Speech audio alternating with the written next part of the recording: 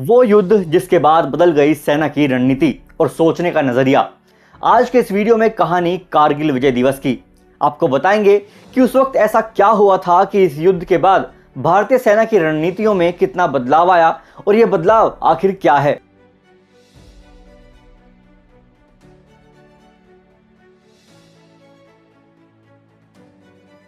पच्चीस साल पहले जब कारगिल की चोटियों से पाकिस्तानी सेना को खदेड़ने का ऑपरेशन विजय कामयाब हुआ, उसके बाद भारतीय सेना के डिप्लॉयमेंट के तरीके से लेकर ट्रेनिंग तक सब कुछ बदल गया।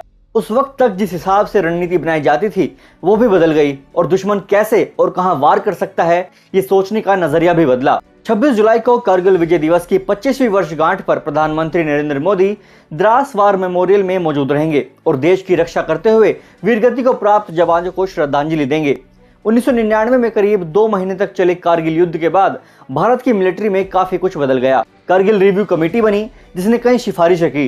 धीरे धीरे ही सही वे सिफारिशें अमल में लाई गई। इस पूरे ऑपरेशन में भारतीय सेना को इस बात का एहसास हुआ कि हाई एल्टीट्यूड और ऊंची पहाड़ियों में जंग लड़ने और जीतने के लिए रणनीति बदलनी पड़ेगी और पिछले 25 साल में रणनीति बदली भी गई और उसी का यह नतीजा रहा कि 4 साल पहले 2020 में जब चीन ने ईस्टर्न लद्दाख में LAC पर धोखा देकर यथास्थिति बदलने की कोशिश की तो भारत ने उसे उसी की भाषा में जवाब दिया। पेंगोंग के उत्तरी किनारे में फिंगर एरिया में जब चीनी सैनिक काफी आगे आ गए तो भारतीय सैनिकों ने पेंगोंग के दक्षिण किनारे की ऊंची चोटियों पर कब्जा जमाकर चीन को बैकफुट पर ला दिया और फिर चीन बातचीत की टेबल पर आया। हालांकि अभी भी वहां गतिरोध खत्म नहीं हुआ है, लेकिन अब बातचीत के जरिए इसे सुलझाने के लिए दोनों देश सहमत हैं और लगातार मीटिंग्स भी हो रही हैं। 25 साल पहले कारगिल ब्रिगेड में 4 बटालियन थी, द्रास, काक्सर, करगिल और बटालिक। उस वक्त तक की मिलिट्री समझ और दुनिया भर के जंग के अनुभव ये बताते थे कि अगर दुश्मन कहीं अटैक करेगा तो वो किसी महत्व के ऑब्जेक्ट पर करेगा, साथ ही उन जगहों से आएगा जहां से आने के लिए रास्ता तो होगा ही। इसी नजरिए से सारी तैनाती और सारी ट्रेनिंग हो रही थी। नदी के किनारे जहाँ क्लास 9 रास्ते थे, यानी वहां से 9 टन का व्हीकल गुजर सकता था, वहीं सेना की एक पूरी बटालियन यानी करीब 800 सैनिक तैनात थे। इसी तरह जहां एनिमल ट्रैक थे वहां सेना की एक कंपनी यानी करीब 100 से 120 सैनिक तैनात थे। जो फुट ट्रैक थे वहां एक प्लाटून यानी 30-40 सैनिक तैनात थे। इसी तरह की डिप्लॉयमेंट यानी मिरर डिप्लॉयमेंट पाकिस्तान ने भी की थी। इन ट्रैक के बीच में काफी इलाका ऐसा था जहां कोई नहीं था, जो किसी के कब्जे में नहीं था। करगिल में जब पाकिस्तानियों ने घुसपैठ शुरू की तो ये उस इलाके में की जहां कोई तैनाती नहीं थी। इस जंग में जीत भारत की हुई। देश ने अपने 527 जाबाजों को भी खोया, लेकिन पाकिस्तानियों को खदेड़ दिया।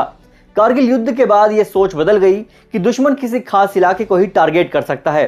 फिर नई सोच के साथ नई रणनीति बनने लगी और उसी हिसाब से ट्रेनिंग भी शुरू हुई। तब जहां सर्दियों में ऊंचाई की पोस्ट खाली कर दी जाती थी, वहीं अब सैनिक हर मौसम में डटे रहते हैं। भारतीय सेना अपने जवानों को हाई एल्टीट्यूड एरिया में तैनाती से पहले खास तरह की ट्रेनिंग देती है। करगिल की जंग से पहले भी ऐसा ही होता रहा है, लेकिन करगिल के बाद साल 2000 में एक नए बैटल स्कूल की स्थापना हुई। इस बैटल स्कूल की स्थापना द्रास में हुई, जहां कारगिल की सबसे भीषण जंग लड़ी गई थी। इससे पहले हौज यानी हाई एल्टीट्यूड वॉरफेयर स्कूल ही हुआ करता था, जहां ऊंची पहाड़ियों में दिन रात हर मौसम में लड़ने की ट्रेनिंग दी जाती थी।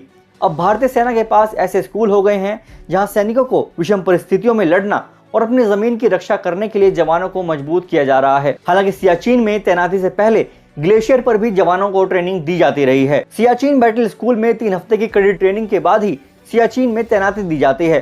फिलहाल भारतीय सेना के पास 3 ऐसे स्कूल हैं, हौज, करगिल बैटल स्कूल और सियाचिन बैटल स्कूल, जहां कम ऑक्सीजन, माइनस टेम्परेचर में ऊंची पहाड़ियों पर चढ़ना और लड़ना सिखाया जाता है। फिलहाल इस वीडियो में इतना ही। वीडियो पसंद आया हो तो लाइक और शेयर जरूर करें, साथ ही हमारे चैनल को भी सब्सक्राइब करना ना भूलें।